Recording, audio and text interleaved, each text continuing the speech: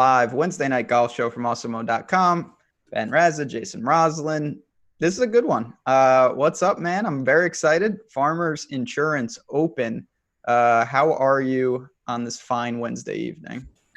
Hey, man, I'm doing pretty good. I can't complain. I'm excited for the best field of the year. And yeah, looks like DraftKings underpriced everything by 20%, and now we're seeing that extra 20% come out, and more rake for them to grab from players like me that like to play in all the contests. So, yeah, I can't lie. I'm excited. I'm done with the Desert Classic or the American Express or the Bob Hope, whatever it's called now. I think I might be done with that forever, or at least – yeah, at least I want to be, but at least I got to play rake free on one of the sites, right? True story. Look at that. That's what we do on the show. Fantasy Draft sponsoring the show. As everybody knows, rake free over there saves a ton of money. All 100% of the entry fees going to those prize pools. A different format too, as I've talked about. 7 golfers. You get your top 6 scores, so you can take some shots, different lineup construction. If you haven't signed up and you want to, you're looking to build the bankroll, get a little different competition, use the promo code AWESEMO. 7-day free trial. We will definitely touch upon some values over there later in the show. Yeah, $1,000 to first place this week too. So yeah, there's, hey, money's money, man. This is, as you said right off the top, this is a good field. We've been, playing with some crazy characters, creative players. The big boys are here. Tiger is here. So we have a lot to get to. But first, I wanted to ask you, last week we had a 3-course rotational. We've talked about how stupid that was. This is 2 courses, but really, it's 3 rounds on the South. Do you even really think about the North course when you're building?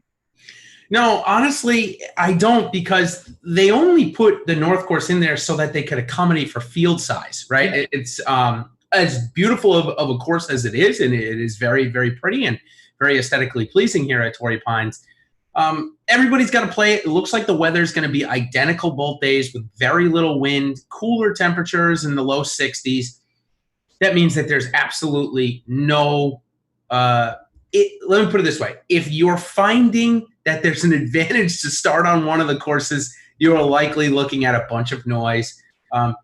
Sure, I think the stat is like 8 of the last 9 winners have started on the South course, something silly like that. I really think that's noise. Justin Rose last year. Yeah, Justin Rose last year wasn't the case. So, it's 2 beautiful golf courses. We saw something similar, at the PGA Championship last year at Bethpage, the kind of sister course, if you will, to Torrey Pines. It's a public course, so I do hope to play it sometime. I'm not going to lie to you. Yeah, I'm sure it's quite nice. That's too long for me. I could barely drive that distance. Not with a golf cart, with a car. I mean, I'm not going 7,700 yards. That's way too long. I do mini golf. But these guys can handle it. We'll talk about that. We'll talk about, we know driving distance is going to be very important. I don't think it's the only thing that matters, but it would help. Not going to lie. But where do you want to start? I'll really pass it to you and let you go with it. Yeah, so I think we gave. Whoopsie, sorry, bringing up my mail there. Didn't mean to do that. See what happened? We'll touch on the Fantasy Cruncher later. I have that up on my screen, but we're gonna keep with the model. So, all right, we've talked about Torrey Pines. We've talked about the field strength, this being the best. So let's just go right off the top. John Rahm and Rory McIlroy priced within 300 of each other on DraftKings, 200 on FanDuel, a couple hundred on Fantasy Draft. I think with how strong this field is, and we know that the cream rises to the top at this tournament. We've seen the previous winners with Rose, Day, Rahm. I mean, it's all the good players. Finding it definitely hard to stack them both. And if you just play one of them, 7,500 around there to spend on each rest of the guy, I really think you can only go with one this week. And in fact, in my higher dollar builds, I couldn't get either of them in there because I just didn't like the look of the lineup. So who are you starting with? And did you play both in your MMEs like I did, or did you just pick one? So I have exposure to both, playing enough lineups to do that. I have more Rahm than Rory, but the point that I want to just piggyback what you said, in my higher dollar lineups, I actually don't have either of them. I didn't like the build either. It's not for lack of trying, let me tell you. I tried everything. Yep. I just couldn't make it work. So I think Rory will be more popular. They're both, of course, going to be popular, and for good reason. Rahm's won here. Rory is the best player in the world, in my opinion. you can't go wrong, but you're also sacrificing something at the bottom. And when we get to the cheapies, that's where rostering one of them, I can't imagine trying to get both. That is really dicey at best. I think that's probably a mistake this week. So I don't have as much as I thought I would just on an initial glance. Yeah, I think that's a great point. And it looks like, as you said, Rory's going to come in right on 25%, 26%. The ownership for Osmo was just posted, and he is leading the board. No surprise. The second one, however, that I'm looking at, the matchup, I'm skipping Tiger for a second here, is Xander Schauffele versus Justin Rose. I think it's a really interesting one. Osmo's got Xander projected at 21%, but believe it or not, Xander hasn't come above 20% ownership since the Players' Championship. He always comes around in that mid to low. He's 10.1 in a field that has Rory and Rahm and Rose all above him. I know you're a Rose guy. In a Rose Xander, did you just go right back to Rose here? I did. I will say, to speak to Xander, he's a hometown guy here, a San Diego State product. He's got terrible course history. I think that's really noisy. There's no reason he shouldn't like this. He's a good driver of the ball. He can handle this course. I think we see, when we zoom out in 5 to 10 years, those 3 missed cuts in a row are going to be a blip on the radar. But having said that, when I did get there, I went to Rose, defending champ. I just think he's a better golfer. I'm going to bring in, I know we haven't talked about him, I'm going to bring in Decky, though. I really do like him this week. But we didn't mention Tiger. I think we probably have to do that contractually at this point. What are you doing with the big cat? Yeah, so, all right, here's it. I'm going to take I know this is our live before lock show. I'll take a little bit of a spin, just a tiny, tiny spin here. I like Tiger for the week long. I don't think we're going to see Tiger miss many cuts, going for the rest of his career. I really just don't think that. He's not going to play at a course that he doesn't like, or does he think he can't compete at? However, when we've seen him struggle in the past couple of years is when it's been cold. And I'm not trying to say that, he can't go out and win when it's below 55 degrees or anything like that. But it's clear Tiger has even said himself that when it's colder, it takes a lot more for him to get activated. Activate his glutes, if you will. I'll use the PG term here. I guess we're live on the air, so we'll use the PG term. So it makes me nervous, and I actually looked and saw Patrick Reed plus 120 against him in the first round matchup. So I know this is a live before lock show, but what I'm doing there is I'm trying to take that narrative of, okay, he's going to be teeing off at 9:30. It's going to be 55 degrees, and it's going to be cold. Taking that narrative there. However, going into DraftKings, I think he's going to be pretty low owned because this is the highest price we've seen him, which is good for me because I think that allows me to maybe get 2x and not go above 20 or 25%. Because I am a little nervous at this course with him. And like I said, the conditions is just going to be chilly. Yeah, I mean, I have 0% Tiger. Zero. I have the big goose egg, not going to play him. Is that because of the cold or no, not even factoring in? that doesn't hurt my cause, I guess. It's as simple as this. I need that salary. I need as much ROM as I can get when I get up there, and I want, combinations of Rose, Decky, Fowler, Woodland, Finau, Reed, all of those guys I like. So something has to give. I can't play, immediately I want to be clear with people, so I certainly want to be transparent. It's not to say, oh my God, I hate Tiger, I think he's going to play awful. It's I have everyone above and below him projected better. And the ownership is not enough for me to really factor that in. If I get burned, I get burned. But he is the first guy I threw out up there. Just other priorities for me this week.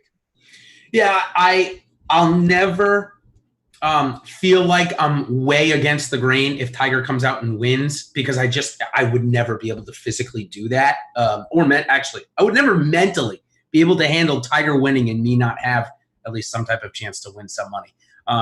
So therefore I have to play him. However, I will say a year from now, or maybe a year and 3 months from now, this is when I'll play Tiger at this golf course. It's the 2021 US Open.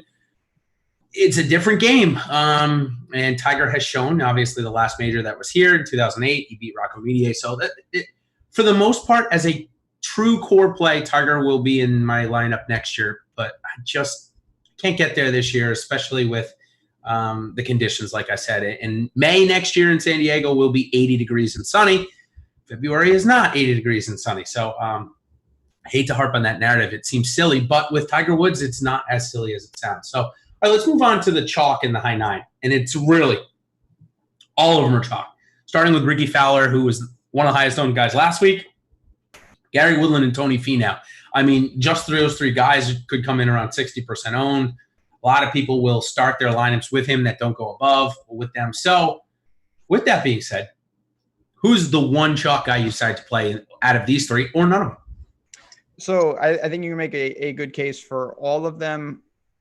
It's close between Ricky and Finau. Ricky would probably be where I went. Another guy where course history, he had good course history. Then he's had an awful stretch. I don't worry about any of that stuff, honestly. Like I said, you can make a case for any of them. I think Finau's, you just said it. These guys are all going to be popular, but Finau always is popular. His course history is immaculate. I have some Woodland, maybe a little less exposure to, but again, it's not for lack of trying. Decky's not part of this 3. He took a lot of shares. And then you have Reed, who I do think is interesting leverage. Yeah, I think Reed could end up with some good leverage. Here on the right-hand side or in the screen share, you see part of my model, which allows you to see all the strokes gained information from the player that you decide to choose from in this little block here. Then, of course, I have my screener that shows how good they've done this year, what their max is in each year, just to see, all right, do they even have what it takes to win? If they've never gained more than 2 strokes on the approach as well as a stroke off the tee, they may never have a chance to win. So anyways, I like that screen. Why I'm bringing this up is because we saw Tony Finau kind of catch fire with putting a little bit last week. His green and regulation stats this year have been absolutely insane. They're so far beyond everybody else. Last week, again, he had a good week. So I went to Tony Finau to start. I think that this golf course really suits him, and he's just got to make a couple of putts.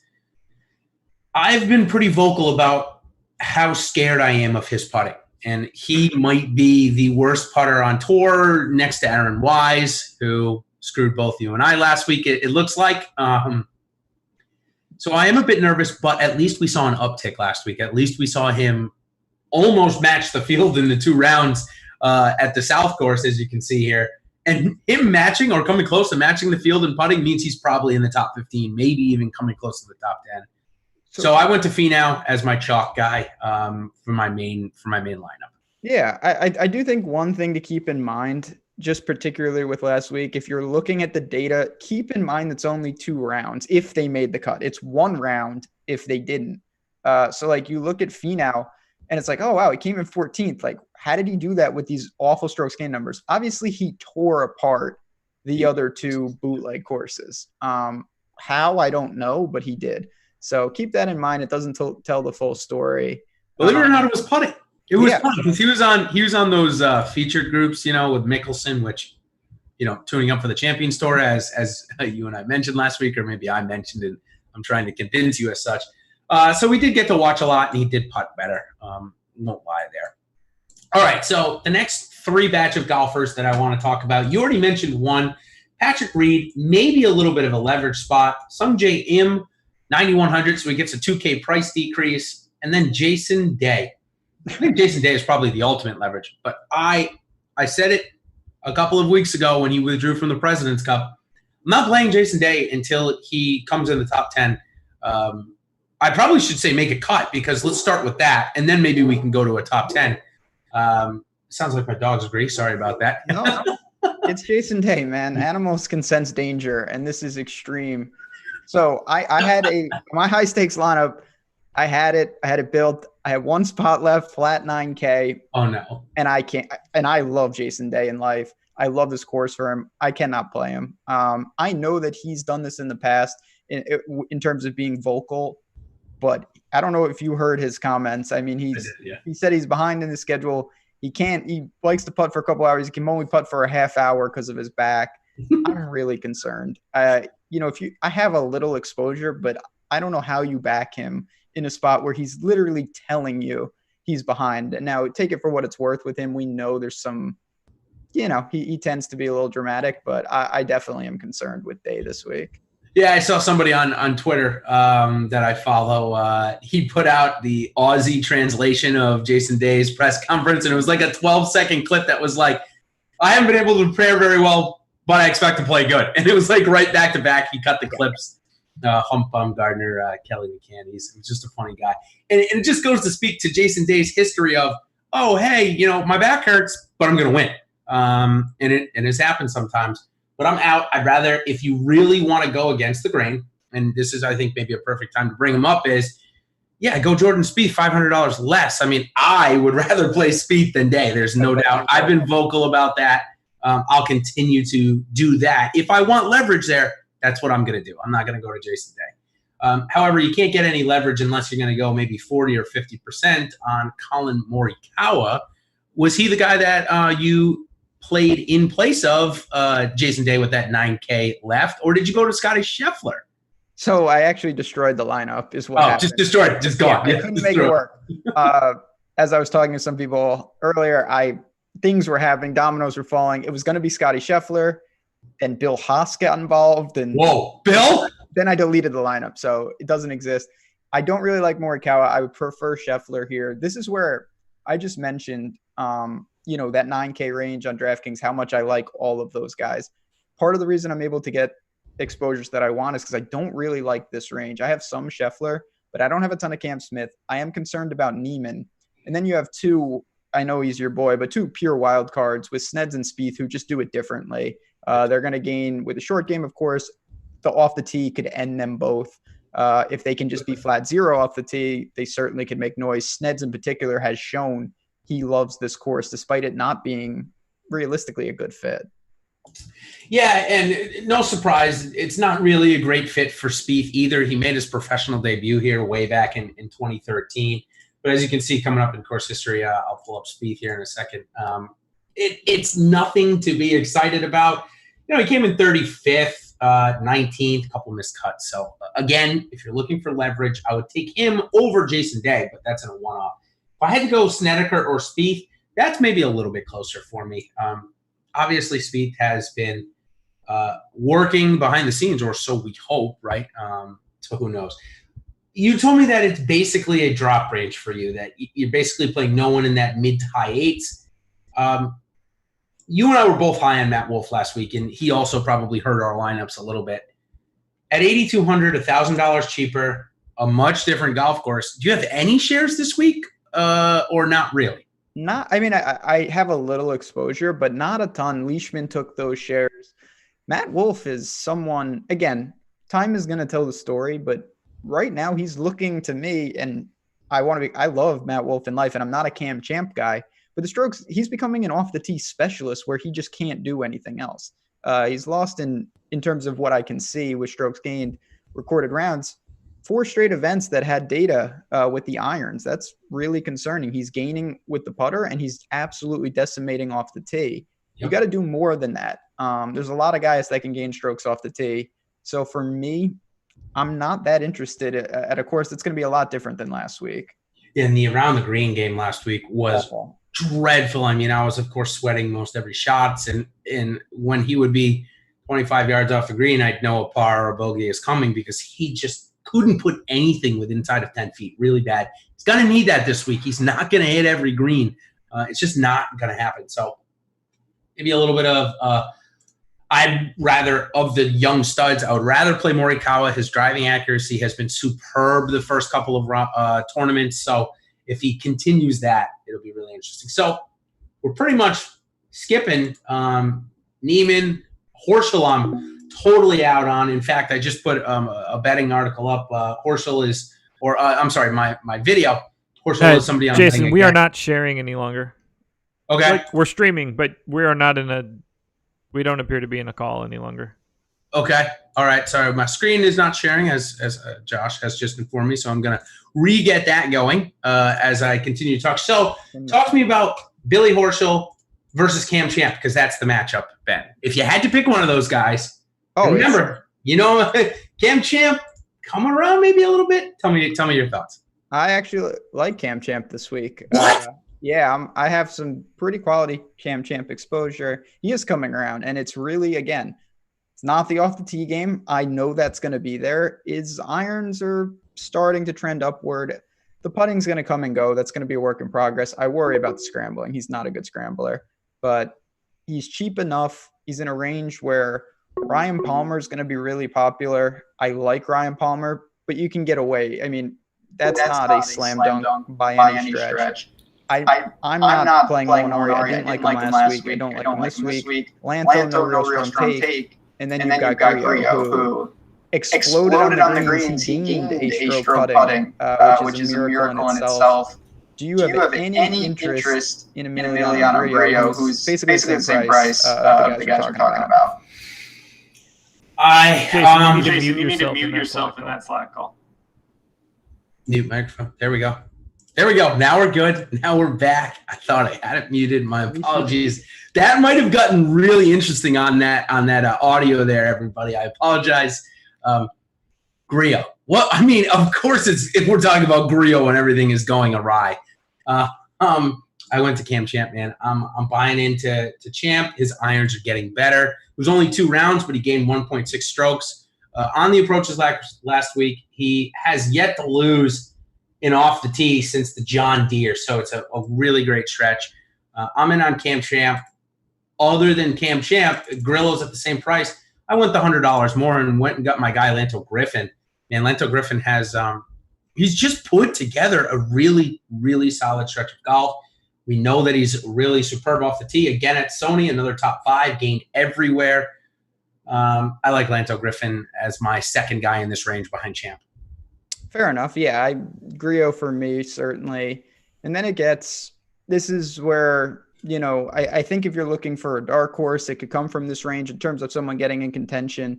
You have guys like Benny On, Bud Cauley, Russell Knox, who is the one guy I want to be clear. He doesn't fit this course in the sense that he's not a long hitter. I think he can hang just fine here. And then Bubba, who is the polar opposite. Obviously, when you think of bombers, he's got to be included. What do you do with the mid? Like, these are the pure mid-range guys. You're going to need them pretty much regardless of the build that you make, balanced or stars and scrubs. Yeah, for sure. No matter who you put in, if you want to get somebody above 8,600, you're likely going to have to go into this range. Real quick, you mentioned as we were going through our technical faults there, Ryan Palmer, going to be kind of chalky. It's no surprise that he's going to be kind of chalky, I guess. He's got pretty good course history.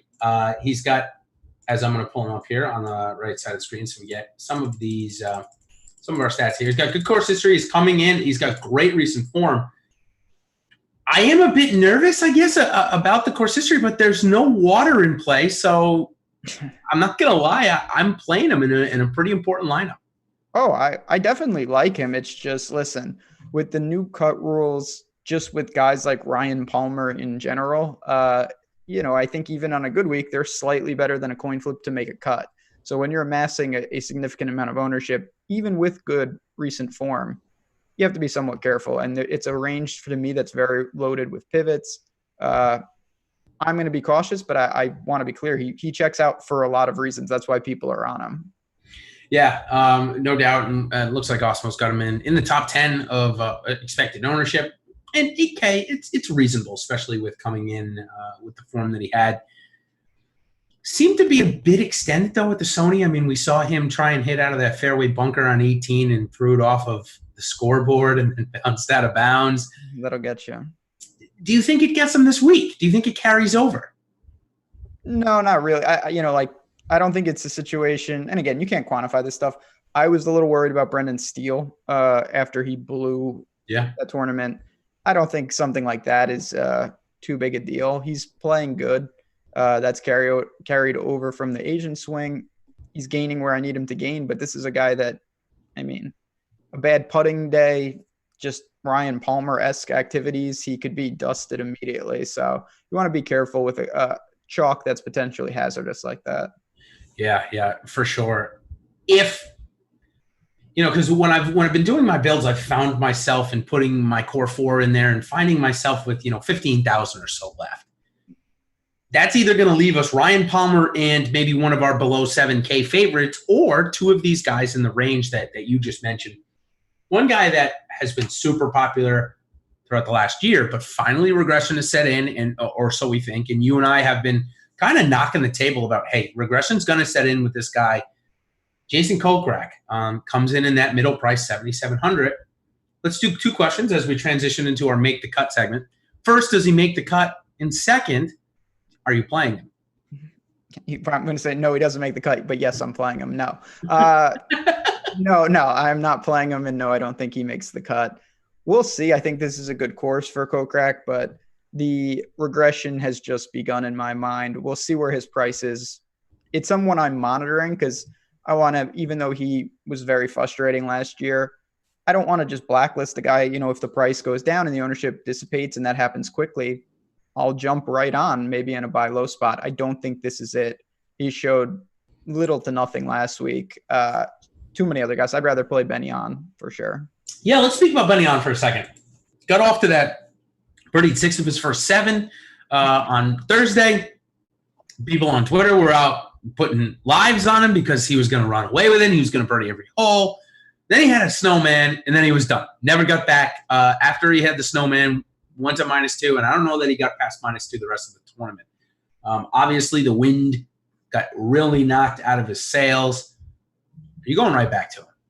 Because we're getting the $3,000 price. No, $2,500 price deduction. I think it's fine. I mean, I talked about this yesterday with Fantasy Golf, man. It's very interesting that if you look at Benyon's recent form and you go back to the swing season, all the places that had shot tracker, he was terrible at from what we can see. And the irons were not good. The off the tee game was not good. So if you just look at that, you're like, wow, this guy is broken. But during the Asian swing, he came in 6th, 8th, and 14th. Now, we can't see the strokes gain data, but if that was filled in, I'm not sure it would be as concerning as it may look at first glance. So I'm pretty comfortable with the guy. He's a world-class scrambler. He can't putt, but he's handled a lot of tough tracks in his, limited sample. He was good at a U.S. Open. I'm playing him. Nothing crazy, but I definitely have him in the player pool. So you think he bounces back, obviously, and makes that cut? Yeah. Guy that's played a couple weeks in a row. He was pretty popular last week. Russell Knox. Interesting play. I mean, like I said, again, he's been hot with different parts of his game, which says to me maybe he could put it all together and really have a chance to compete. As you can see here, the putting the last 2 weeks, not that great. Approaches have been total fire. I mean, just really good. But the off the tee is struggling, so I think that might bring his approach game down this week. I went to Bud Cauley instead, who we can talk about next. Yeah, I think that's a very reasonable take. Listen, this is not a good Knox course. He's a very short hitter. These things are, the South is mammoth. Having said that, I definitely have exposure. I don't mind, Knox is always going to be short. He can handle long irons. He's gaining with the approach consistently, making a ton of cuts. And he's handled, Bridgestone. He has a good finish. I've looked at some other places. He's been just fine. He's made the cut here, 3 of the last 4 times. I'm not expecting anything stellar per se, but I do think he finds the weekend and doesn't kill your lineups if you go there. Yeah, I think that's a pretty good take. Bud Cauley, on the other hand, the knock on him was that he was a terrible putter. And if you look starting at the Genesis last year, going all the way to the military tribute of over the fall swing, not one time did he gain over a stroke on average per round putting. Now, since the military, he's done it 3 different times. So obviously the putting is getting a little better. We know he's a great ball striker. Top 4 last week, or maybe not. Was it top 4? Did he come in 4th? Yep. He had that late run, right? Yep. So I'm not going to lie. I like Bud Cauley a lot this week. Yeah, I mean, Bud Cauley, you hear me say this every week. He's a guy, he's a long-term buy. He's been a long-term buy, and that's not going to change. If his price starts to adjust, if his ownership starts to adjust, or if his game is so bad for a significant stretch, I'll readjust. But I'm going to play Bud Cauley until something happens. I've been doing that. Weeks like last week, I get paid off a little. Weeks where he misses the cut, it hurts me a little. That's really what I think you can do with some of these guys, because I'll tell you right now, if you're much smarter than me and you can hone in on the 1 week where one of these guys is going to pop, more power to you. I like to buy him in blocks, some of these mid-range guys, play him for 2-3 weeks and see what I get. Yeah, and he missed the cut at the Sony, but it was right on the number.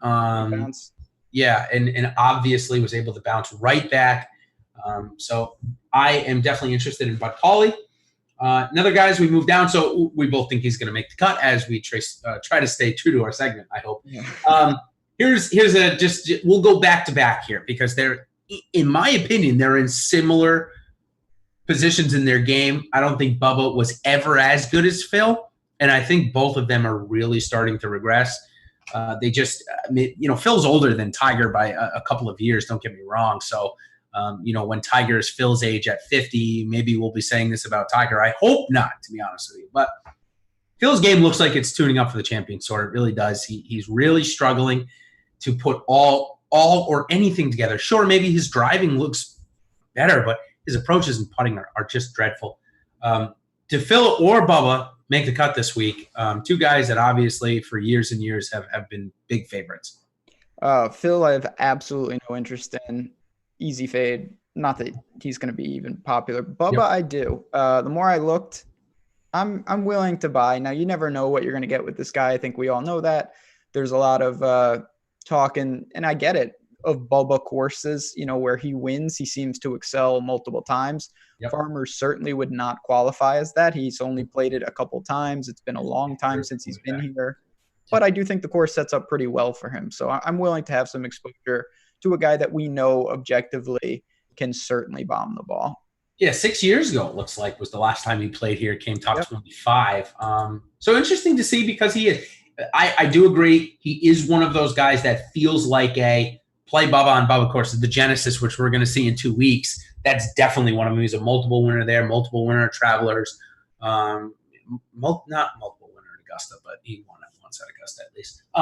Regardless, I'm out on him. I went all of those shares to a guy that's playing really good golf right now. Had a bad first round and a bad fourth round at the Hard Course Stadium, though, last week. So I'm a little concerned, and I brought down my ownership because of that, and it's Harris English at 7,400.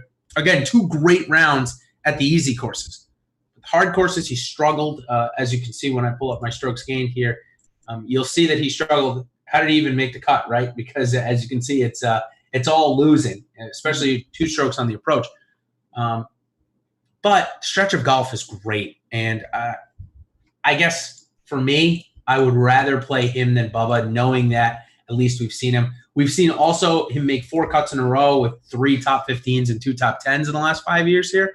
So, yeah, I like Harris English. It seems like a good course, a former major winner himself, I'm pretty sure. Yeah, I have no problem. Don't know with that. With Harris English, Bubba would be my preferred target. I mostly did try to get up the couple $100s to guys like Knox or Drop. But, this is a guy you mentioned. He found something. I don't know exactly what, but at Greenbrier for that swing season stretch, the guy turned it on. Now, will that regress? I'm sure at some point, but you can still back him to make some cuts here in a range that's not loaded. Yeah. You know what? I was thinking, I lied to you. I was thinking of Lucas Glover. For some reason, I always got Lucas Glover and Harris English. I have to stop. I get those 2 guys mixed up all the time for some reason. And Lucas Glover won the U.S. Open, not Harris English. I'm sorry. I apologize. I had to look up when you just said that to me. I'm like, wait. Harris English has never won a major. It's Lucas Glover. My bad. Like Duffner's got one. There's some weird guys with majors. Yeah, Charles Schwartzel, another one. Anyways, I apologize about that. All right, so Harris English, you're okay with, would rather play Bubba. I understand. Totally get it. Now we're moving into a couple of the more lower plays or lower owned plays and cheaper plays. Sebastian Munoz has been a little popular. Keegan Bradley at 7,300 and Rory Sabatini at 7,200. I expect them all to be mildly popular. If you had to pick one of 3, who would it be? And are any of them going to make the cut? All of them going to make the cut? Some of them going to make the cut. So I'm going to say 2 of the 3 make it. Okay. I'm going to have Munoz slamming the trunk early. Slamming the trunk. Sorry, brah. But the guy I'll back, I'll go to Keegan. Major winner Keegan, I believe. There we go. That we can definitely say he won the PGA Championship. Yes. This is a guy that we know he can really drive the ball. Looked good at Sony. Really gained everywhere. He even putted well. Yep. So I do think he's going to garner some ownership just because – Keegan's somewhat popular. He's always cash viable, but he is a guy that I felt pretty comfortable ending balance builds with, being that second guy, second to last guy in some of my more aggressive builds. Yeah, and he plays here. Obviously, he loves this golf course. It seems like a Keegan-type course, a grinder, hit as many greens as you can. And as you can see, 2 top 5s in the last 3 years here, 35th last year. So pretty good course history. I like Keegan Bradley quite a bit as well. Let's talk about Munoz for a second. I just had him up on my screen. What do you think? Because I do like him a little bit. He's not a core player or anything, but I do like him. Gaining 5 strokes in the 2 rounds last week on his approaches looks pretty good. Last time he was hot with the approach and not with the putter. Next week he won at the Sandersons. So it looks pretty good. What makes you think of him, Bradley, and Sabatini? He's the one going home. So actually, it's really interesting because when I think of those guys, Sabatini and Keegan to me have a really lower range of outcomes. I think they're both somewhat cash viable. Pretty consistent. Munoz is I'm really not going to have much, if any, but I do think he is the kind of guy that you could think is more likely to miss a cut and still want to play him, because he has shown recently he's missed a couple cuts and he's come in third. He's been in the mix. He played decent. He's got some upside to him, and the stats kind of bear it out. I talk about this with Fratelli quite a bit. He loses 5 strokes with the approach. Then a couple weeks later at the Amex, he gains 5 strokes with the approach. He gained 4.5 strokes putting at the Tournament of Champions. Then he lost 3 strokes putting at the Amex, from what we can see. When you have that type of variance in your game, I think you're extremely live to miss a cut. But if you get it all clicking at the right time, the sky is the limit. Now, I don't know if that's going to happen here. I took I think what is the more prudent and tempered the expectations. But I want to be clear. When you have that type of variance in your game, you can always back that in tournaments. I'm just not particularly there this week. Yeah, no, I do. I think that makes a lot of sense. I think that it's a good way to differentiate between the 2 styles of gameplay and contests that are available to us.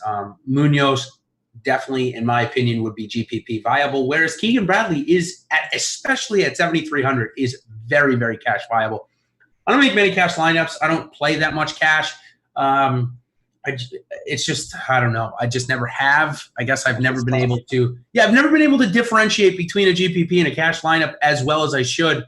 I got beat by a fantasy football guy last week in my one head-to-head that I played, Matt Hutchins, there on Twitter.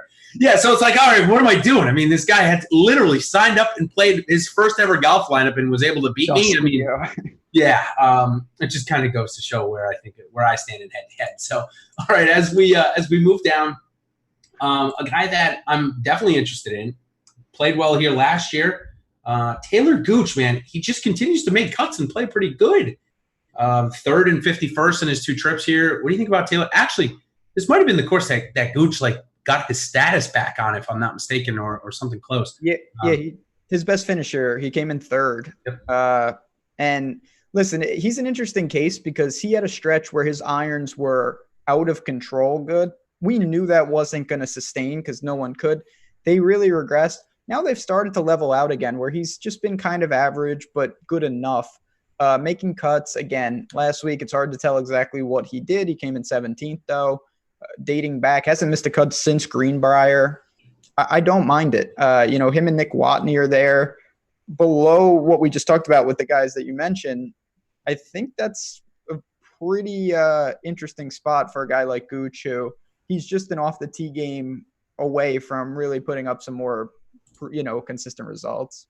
Yeah, I mean, as you can see, great point here. It's the one statistic that he's failed to gain more than a quarter of a stroke since the John Deere. His best performance of the entire year last year was only 1 stroke on average. So it is the weak part of his game. But as you can also tell on my screen here, it doesn't really hinder him too much. He normally either matches the field or loses a little bit. He's an iron player. I'm a putter. So I do like him. I think that this golf course, obviously you need to put the ball in the fairway, but it's a second shot course. So 2 really interesting plays right around him. Then I want to talk about Danny McCarthy was hugely popular last week. Played good on the easy courses and played bad on the hard course. And when I say hard course, it still played to an average of 2 under. But McCarthy and Harris English are 2 guys that stuck out to me that struggled on it. What do you think about McCarthy? As you can see, how the heck did he even make the cut, losing a stroke and a half? It's because there was only 2 measured rounds. but yeah, Denny McCarthy and the other guy I mentioned was didn't mention, but we'll talk about Cameron Tringale. I mean, he's been real good. I'll take Tringale over McCarthy this week, tenfold. Yeah. What about you? Same? Yes, I don't. Denny McCarthy is someone, we have a lot of new people, and it's a perfect time to just quickly mention, as we always do, if you haven't signed up and you want to, we'd love to have you part of the community. We've had a ton of new signups. Slack's got some real new people, a lot of fun guys in there, and it's great. But I will say, for people who may be new to DFS golf, it's not just 1 week that builds on the other. Someone like Denny McCarthy is I think a perfect example of like how different this week is to a week like, last week, in a weak field with easy courses where he can do his crazy putting. Is a whole different animal. If you don't know what you're doing at the South course, you're going to have severe problems. And Denny McCarthy, he's shown he's maybe the best putter in the world. And he's got some talent. I just think there's a lot of guys who have feasted on weak fields in the swing season. This is a different thing. Like Rory and Rahm are here. The top end is here. You got to be careful with just looking at how they've been playing and think it automatically translates. Yeah, half of the world's top 10 is here to compete. Much of the world's top 10 is competing this week as the tournament over in Europe. The Omega Dubai is also going on. I literally like to try and, I have some disagreement a little bit on here on the show so that you and I can have some good banter back and forth, but totally agree on McCarthy. I would rather play Denny McCarthy on easy courses where his, as you can see, 10 strokes gained putting at the RSM and close to 10 at the Shriners really can come into play. I don't think he does that this week. I can't imagine he does. Speaking of, I forgot to bring this up earlier. Speaking of easy golf courses and Denny McCarthy, as you and I just said, kind of being that go-to guy in some of those easy events, Scottie Scheffler has definitely shown that the easy events he absolutely tears up. We talked about this a little last week. Does that make you nervous to play him for the first time on a tougher track with a strong field? So it's funny you say that, because I'll just jump back to earlier in the show when I told you I had a lineup, was going to be my high stakes lineup. It had 9,000 left, and I destroyed the lineup, and it was partially because I couldn't get there with Scottie Scheffler. I have some exposure. And I do think that's a real issue. So we'll see what happens. He's a fantastic player. I'm a big fan, and I do think he can handle anything. But I wasn't all in just yet, with no concern, that's for sure.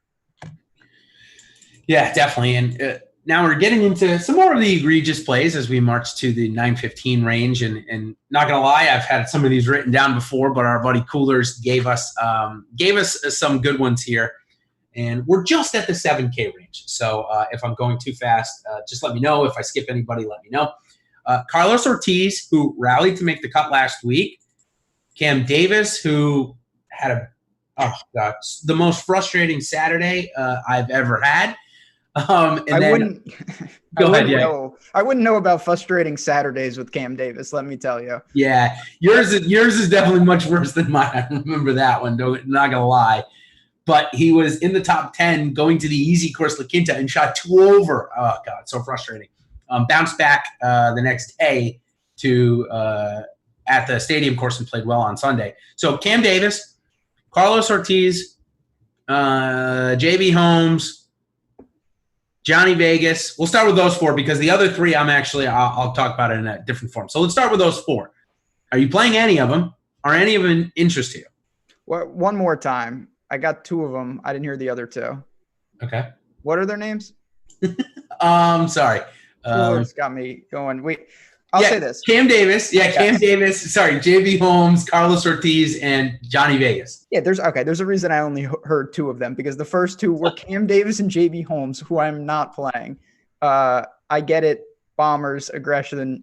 If you're playing, the lotto and stuff, I think they're perfectly fine. They're not going anywhere near my lineups. The other 2 are interesting. I think Vegas is someone who has shown, he can get crazy hot. He is a bomber, but he's somebody that I do think fits into the build of actually shorter courses. The Players comes to mind. I know you would agree with that, when he was making 90 footers on greens that weren't even that long. But Carlos Ortiz is interesting. I know you didn't mention him, but Pat Perez is a guy that I am playing. I like him quite a bit. And Dylan Fratelli also at that flat 7K range. Yeah, Petty Perez is the local legend. I think his dad has maybe not something to do with the course, but worked at the event or maybe worked at the course. One or the other. He's from the area, grew up in the area, so don't mind that play at all. 7,000. Looks like at the Sony he had struggled putting. Looks like he probably made the cut, so he lost 3 strokes putting. That won't get it done, but again, coming to a home course, so to speak. Cam Davis, I'll talk about him for a second. He was a core play for me last week. That's why I was a little upset. Still, at 6,900, he provided some return for me. He was part of a lineup that had Nick Taylor on FanDuel for me, which, I got Nick Taylored, and I still ended up top 5ing with that lineup. So he was a big help to me.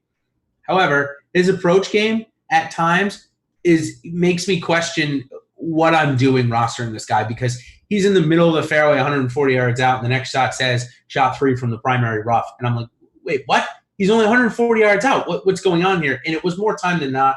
Obviously, you can see on the approaches he lost about a stroke, and that's with having 2 good rounds at the stadium course. He shot in the 60s in both of them and lost a stroke on his approaches. Makes me a little nervous, not going to lie, but the other parts of his game look decent. And we know we're not going to get a perfect guy, obviously, below 7K. We're not going to have it all check out. I'm okay with it, but I would rather go to the hot hand in Sepp Straka. This guy can just get hot in a hurry. Came in the top 5 here last year, crazy enough. So, yeah, I guess I like Sepp Straka. He's another one that fits into the category that we were just speaking about. Who's it at 7,200 that we were talking about? For me. It was who were we just? What was I? Taylor Gooch. Sorry, okay. Very similar to Taylor Gooch, and can get really hot with the irons and then really cold with the irons. So I do like Straka, though. I'm not gonna lie. I think that he's a pretty good play, and he's a good GPP flyer as well. I mean, we've seen 2 top 5s in his last 4 starts. Yeah, I mean, Sepp Straka is, to me, what I mentioned. I don't think he's nearly as good as Munoz, but when the stats are all Munoz, there it is. Yep. Just erratic, and when you're erratic like that, good things can happen. Now, the downside is severe. This guy, to me, is going to miss the cut. But if you think that you can get him through, he provides. First of all, he's not going to be popular, and someone like Carlos Ortiz probably will be a little more popular. And part of the things, just to kind of put a bow on it, you said this at the beginning of the show. I piggybacked it. Part of the reason I couldn't get to a lot of Rory or Rahm is because this is what we're choosing from in the high 6s. Yep. We didn't even get to the bottom yet. And these guys, I hate to sound like a broken record, they're almost all, I don't mind them for the lotto, but they're not coming anywhere near my, smaller field lineups. And it's tough to build like that. It is. One guy, other than Straka, I guess, like I said, the hot hand in the course history has me intrigued. The other guy that I have on my screen right now that you pointed out last week, and I followed a little bit, had a bad Sunday putting, but seems to be in a really good spot and in terms of where his game is, in the progression of his game. That's Maverick McNeely. 6,600 is a local guy. Was in prime position to get his first top 10 on tour last week and kind of fell off a little bit. But he's very, very good with his long irons. Very good. And he's going to have a lot of those this week. So 6,600, he's a guy who I think you can go to in some GPP spots. Not a cash lineup, but I think in GPP spots, I think he's an absolute good person to put in there with Rory and another stud, since you got to build, you got to put somebody down low. McNeely is a guy that I went to a lot. Yeah, I mean, Maverick, we've talked about him a lot. Great pedigree. It's starting to come together. I don't know if this is it and he's off to the races just yet, but it's hard for me to jump off. I had been playing him.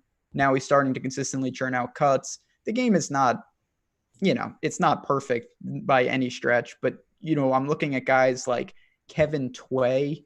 Yeah, I'm glad you just brought that up. Tway and Wyndham Clark. They seem like the exact same player.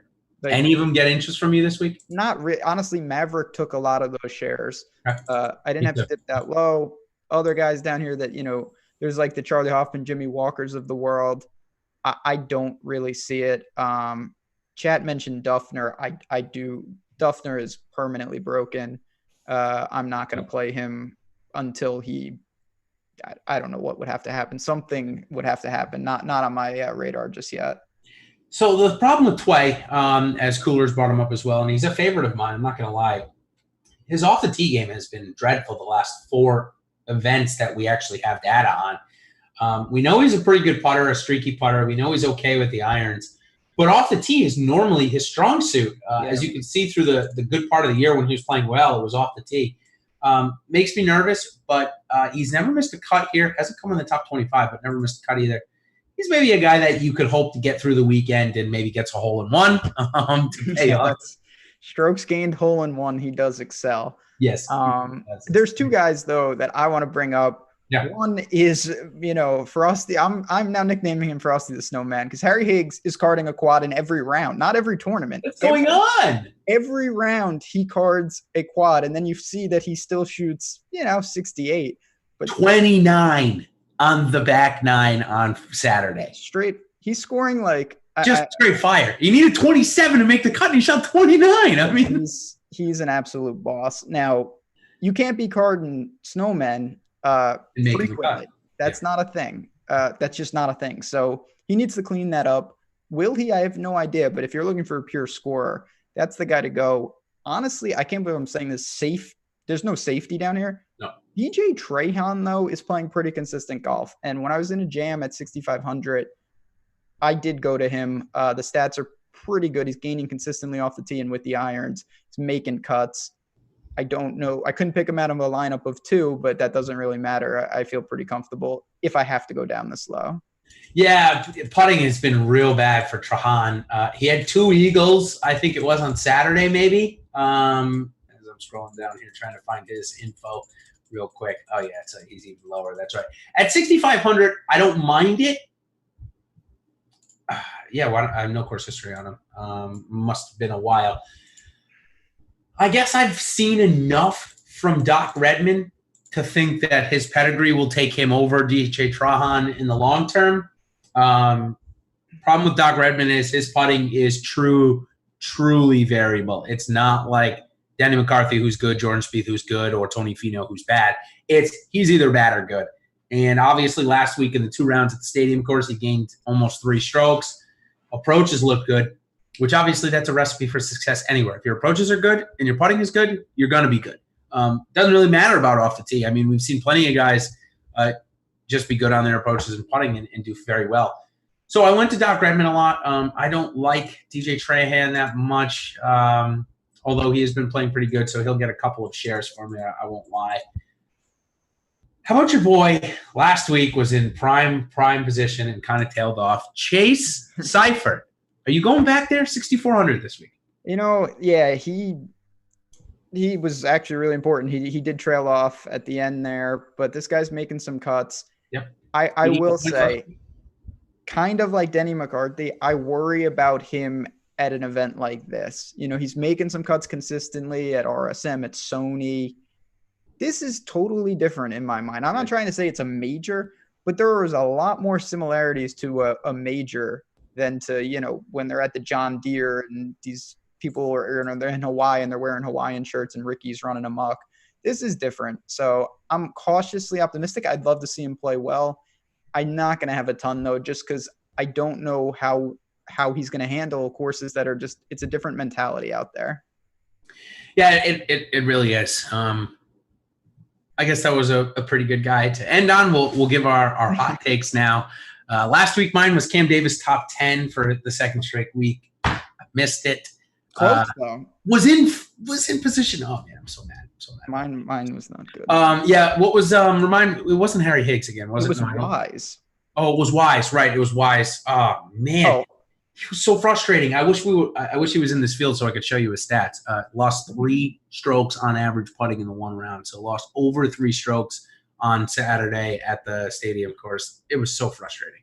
Okay. So we're running out of time. We got a couple minutes left. Chad, as we always say, a couple things. One, you guys are awesome. Not only asking great questions, pointing out the scores. I did want to know St. Louis basketball score, and you guys were nice enough to provide that for me. Yeah, did my Rhody Rams win tonight? Did they come back against Duquesne? Does anyone know? I don't know. A10 basketball season. If you guys we would appreciate it. It really does help the show, and we really do appreciate everything. One more guy, then we're going to give some hot takes. We're going to get out of here because this is tailor-made for you, and it's the anti for me.